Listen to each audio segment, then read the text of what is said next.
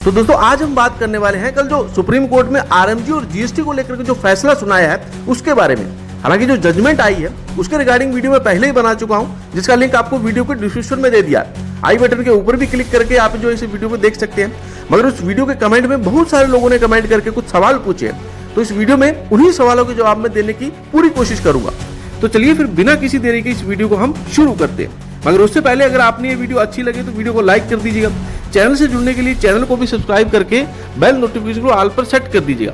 इसके अलावा अगर आपने अभी तक हमारे टेलीग्राम ग्रुप को भी ज्वाइन नहीं किया है तो कर लीजिएगा, क्योंकि वहां पर आपको best to best free tips मिल जाती है। और उसके अलावा आपको सुप्रीम कोर्ट से रिलेटेड, रियल मनी गेमिंग से रिलेटेड या फिर सरकार से रिलेटेड जो भी अपडेट आती है वो वहां पर आपको सबसे पहले मिल जाती है। कमेंट बॉक्स में और डिस्क्रिप्शन में आपको इसका लिंक मिल जाएगा, तो वहां से जरूर जुड़ जाएगा। तो चलिए फिर बिना किसी देरी के इस वीडियो को हम शुरू करते हैं। तो दोस्तों कल यानी कि 27 मई 2026 को जेबी पाद्रीवाल और आर महादेवन के जो सुप्रीम कोर्ट के जजेज हैं उन्होंने जीएसटी प्लस आरएफडी के मुद्दे को लेकर के जजमेंट सुनाई थी। तो इसी को लेकर के सबसे पहले तो हम बात करेंगे जीएसटी के मुद्दे के बारे में। सबसे पहले दोस्तों हम ये जान लेते हैं कि गेमिंग दो तरीके से होती है। पहली ऑनलाइन गेमिंग और दूसरी है ऑफलाइन गेमिंग। ऑनलाइन गेमिंग जिसके अंदर हम किसी भी एप्लीकेशन का यूज करते हैं अपने मोबाइल के अंदर या फिर पीसी या फिर लैपटॉप के अंदर और गेम खेलते हैं। दूसरा है ऑफलाइन गेमिंग, जैसे कि कैसीनो हो गया, rummy club, poker club, ludo, cafe, इस तरह से बहुत सारे हो जाते हैं। तो ये है ऑफलाइन गेमिंग।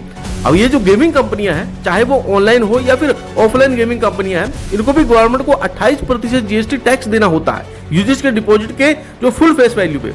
अब सबसे पहले तो मैं आपको ये बात क्लियर करना चाहूंगा कि जीएसटी फुल फेस वैल्यू होती क्या है। देखिए, जब कोई यूजर्स किसी गेम के अंदर मान लीजिए 100 रुपए डिपॉजिट करता है, फिर उसके बाद में ये जो गेमिंग कंपनियां होती हैं उस पर 100 रुपए के अंदर जो है सबसे पहले अपना हिस्सा निकाल लेते हैं 10%, यानी कि 100 में से 10 रुपए निकाल लेते हैं और 90 रुपए पूल के अंदर जो है ऐड कर देते हैं और उसी से वो जो है गवर्नमेंट को भी टैक्स देते हैं। मगर गवर्नमेंट ने कहा ना ऐसा नहीं होगा, यूजर्स ने 100 रुपए ऐड किए हैं तो उसे जो पूरे 100 के ऊपर ही आपको जीएसटी देना होगा 28% का, और इसे कहते हैं फुल फेस वैल्यू जीएसटी। अब जीएसटी का दोस्तों ये जो मुद्दा है वो काफी सालों पुराना बताया जा रहा है, जब गेमिंग को दो हिस्सों में बांटा गया था। पहला गेम ऑफ स्किल और दूसरा है गेम ऑफ लक या फिर गेम ऑफ चांस। अब जिसके अंदर बैटिंग या फिर स्टैक का यूज होता है, तो ऐसे में जो गेम ऑफ स्किल्स गेमिंग कंपनियां होती हैं वो पहले से 18% जीएसटी गवर्नमेंट को देती आ रही थी, जबकि गैम्बलिंग के ऊपर 28% जीएसटी फुल फेस वैल्यू पे लगता है। तो ऐसे में सन 2023 को जीएसटी का काउंसिलिंग ने इन गेमिंग कंपनियों को नोटिस सेंड किया। अब 28% जीएसटी के हिसाब से उनके अंदर जो प्राइस मेंशन की गई थी वो थी 1.5 लाख करोड़ से 2.5 लाख करोड़, जो कि सन 2017 से पूरी टोटल राशि जोड़ी गई थी। तो ऐसे में दोस्तों ये जो मुद्दा है वो वहां से उठा। तो ऐसे में इस मुद्दे को लेकर के ये जो याचिका है वो सुप्रीम कोर्ट के अंदर दायर करते हैं, और जिनका जजमेंट, फाइनल जजमेंट जो है कल की डेट के अंदर हमें देखने के लिए मिला था। और सुप्रीम कोर्ट के अंदर जेबी पाद्रीवाल और आर महादेवन ने ये जो है फैसला सुनाया कि जीएसटी तो आपको देना ही होगा। अब इसके अंदर पैसे का यूज होता है वो गैम्बलिंग होती है, चाहे वो गेम ऑफ स्किल्स हो या फिर गेम ऑफ चांस। तो पैसे का यूज जहां हो रहा है तो वो गैम्बलिंग ही होगी। तो ऐसे में उनकी जो पिटीशन है, यानी कि जीएसटी को लेकर के जो भी रिलीफ लेना चाहते थे, उन्हें खारिज करते हुए कहा गया है कि आपको जीएसटी देना ही होगा, और वो भी 28% फुल फेस वैल्यू पे। और अभी भी दोस्तों इस मामले के अंदर काफी सारे निर्णय आना बाकी है, क्योंकि जीएसटी की ये जो प्राइस है वो इतनी बड़ी है कि ऑनलाइन गेमिंग कंपनियां देने में असमर्थ है। अब इसके बाद में दोस्तों दूसरा जो मुद्दा है जिस पर सुप्रीम कोर्ट ने स्टेट लेवल पे तमिलनाडु और कर्नाटक के अंदर आरएमजी से जुड़े मामले पे ये फैसला सुनाते हुए कहा है कि ऐसी गेमिंग कंपनियां या ऐसी गेमिंग जिसके अंदर पैसों का लेन देन हो रहा है, पैसों का यूज हो रहा है, यानी कि किसी भी तरह से पैसे इन्वॉल्व हो रहे हैं, तो वो गैम्बलिंग ही कहलाएगी। अब चाहे वो गेम ऑफ स्किल हो या फिर गेम ऑफ लक हो या फिर गेम ऑफ चांस हो।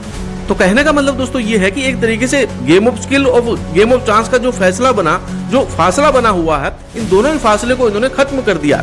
अब गेम ऑफ स्किल्स को भी गैम्बलिंग कहा जाएगा और गेम ऑफ लक जो कि ऑलरेडी गैम्बलिंग है, तो इन दोनों का जो फासला था या अंतर था वो पूरी तरह से खत्म हो चुका है। अब ये जो गैम्बलिंग है वो चालू ही रहेगी और या फिर बंद रहेगी।